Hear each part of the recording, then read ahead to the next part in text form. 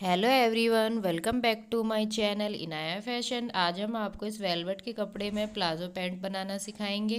तो ये हमने कपड़ा 2 मीटर ले लिया है। तो ये कुछ इस तरह का वेलवेट है। वेलवेट के कपड़े में ड्रेस बनाने से पहले आप इसका एक बातों पे ध्यान दें कि इसकी किनारी के हिस्से से आप हमेशा लेंथ लें, क्योंकि ये स्ट्रेच नहीं होती है। इस तरह से ये स्ट्रेच नहीं होगी, लेकिन जिसका अदर हिस्सा होगा वो स्ट्रेच हो जाएगा। अगर आपने इस चीज़ का ध्यान नहीं रखा तो आपकी ड्रेस ख़राब हो सकती है। तो इसीलिए आप किनारी का विशेष करके ध्यान रखें। हमने इसको डबल फोल्ड करके बिछा लिया है इस तरह से। ये हमने इसको डबल फोल्ड करके बिछा लिया किनारी की तरफ से।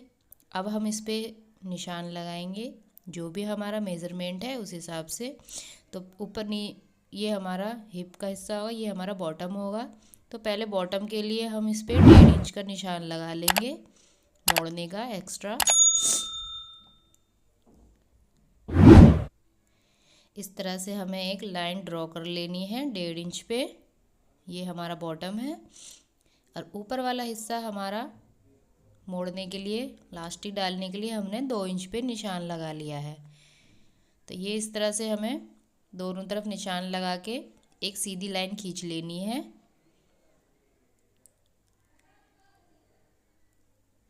इस तरह से हमें लाइन खींचते हुए जानी है। ये 2 इंच का है और बाकी हम इसका लेंथ ले लेंगे इसकी। ये मैंने अपनी लेंथ के हिसाब से लिया है था 36 इंच। आप चाहें तो इसे कम ज़्यादा कर सकते हैं। अब हम इस पर हिप का निशान लगाएंगे। हिप हमारी 36 है, 36 को हमने 4 से भाग किया 9, और 9 में हमने 1 इंच जोड़ दिया 10। अब हम इसके आसन का निशान लगाएंगे। आसन मैंने इसमें 10.5 इंच रखा है। ये स्मॉल साइज है, इसलिए आप चाहें तो बड़ा बनाएं तो 1 इंच एक्स्ट्रा कर लें। बाकी तो आसन को ज़्यादा ना रखें, वरना ये लटकेगा नीचे की तरफ। तो इस तरह से हमने निशान लगा लिया है और ये 2 इंच आसन के लिए हमने एक्स्ट्रा आगे कर लिया। अब इस पर हम शेप दे देंगे इस तरह से।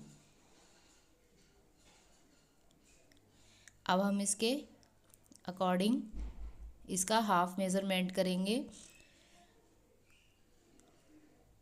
यह आसन देख लें, पहले हम इक्वल कर लेते हैं कि ये निशान कहाँ पे आ रहा है। तो इस तरह से हमने इसको देखा इक्वल, और इसको हमने फिर इस तरह से हाफ बना लिया है। ये हाफ पे हमने निशान लगा लिया जिस तरह से हमने ऊपर लगाया है। अब उसी तरह से हम इसका नीचे बॉटम में जाकर भी इसी तरह से हाफ पर निशान लगा लेंगे। तो जो भी आपकी मोहरी होगी उसका हाफ हाफ दोनों तरफ निशान लगा लेंगे। तो मोहरी हमारी 16 है, तो 4 हम आगे की तरफ लगाएंगे और 4 हम सेंटर पॉइंट के पीछे की तरफ से लगाएंगे। तो इस तरह से हमने बॉटम का निशान लगा लिया है।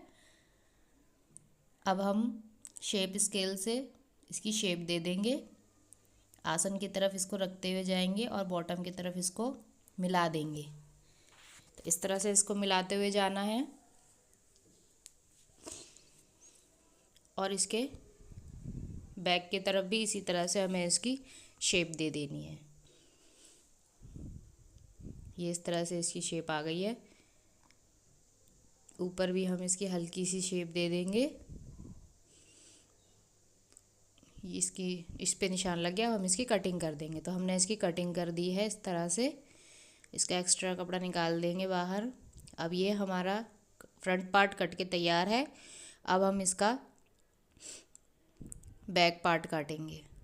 तो बैक पार्ट काटने के लिए हमने कपड़ा डबल फोल्ड बिछा लिया है, जैसे हमने फ्रंट पार्ट के लिए बिछाया था। अब फ्रंट पार्ट को बैक पार्ट के ऊपर रखकर इस तरह से निशान लगा लेंगे। बैक पार्ट बस इससे थोड़ा बड़ा होता है हमारा, बाकी सब सेम रहता है। तो ये स्मॉल साइज है, तो ऊपर से मैंने 1 इंच एक्स्ट्रा लिया है और सामने से भी मैंने आसन के पास से 1 इंच एक्स्ट्रा लिया है। तो अब हम इसको 1 इंच से मिला देंगे इस तरह से। और यहाँ पे भी हम जो पिछला निशान है उस पर हम इस तरह से रख के एक सीधी लाइन खींच लेंगे।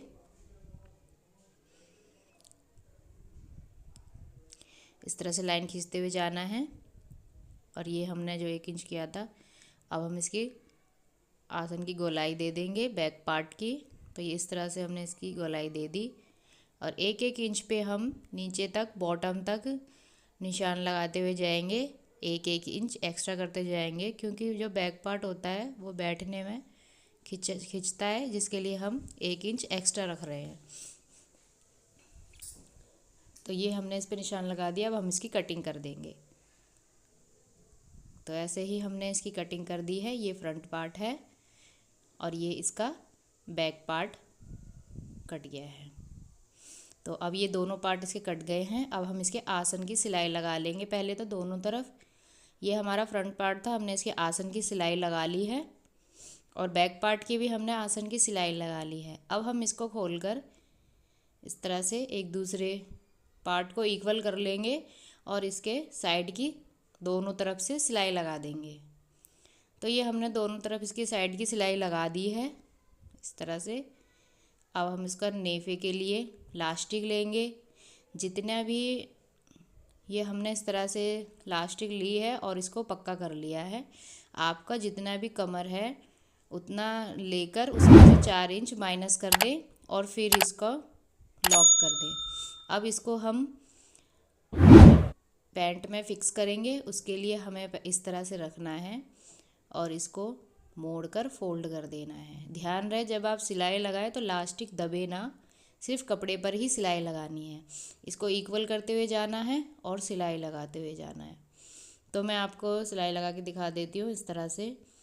बस लास्टिक हमारी दबनी नहीं चाहिए सिलाई में और हमें इस तरह से कपड़े को मोड़ते हुए जाना है। इस तरह से इक्वल कर लें और सिलाई लगाते हुए जाना है। ये हम सिलाई इस तरह से करते हुए जाएंगे। ये हमने पूरे राउंड शेप में सिलाई लगा दी है। अब हम इसके एक लास्टिक के ऊपर बीच में सिलाई लगा देंगे ताकि हमारी लास्टिक इधर उधर ना हो। तो इसको स्ट्रेच कर ले पहले, उसके बाद इस पर सिलाई लगाएं।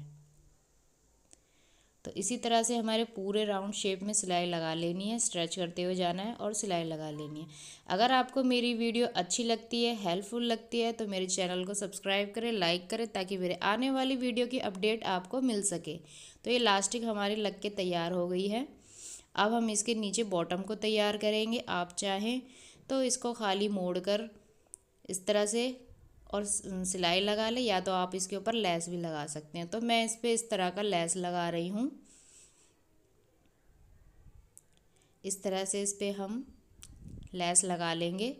तो मैंने ये लेस लगा ली है। ये कुछ इस तरह का लुक आ रहा है इसका। अब इस पर लेस लगा ली हमने और ये दूसरा पार्ट है तो उस पर भी हम इसी तरह से सिलाई लगा के गीदड़ी की सिलाई लगा देंगे बीच में पूरे में। और अब हम आपका इसका फाइनल लुक दिखाएंगे।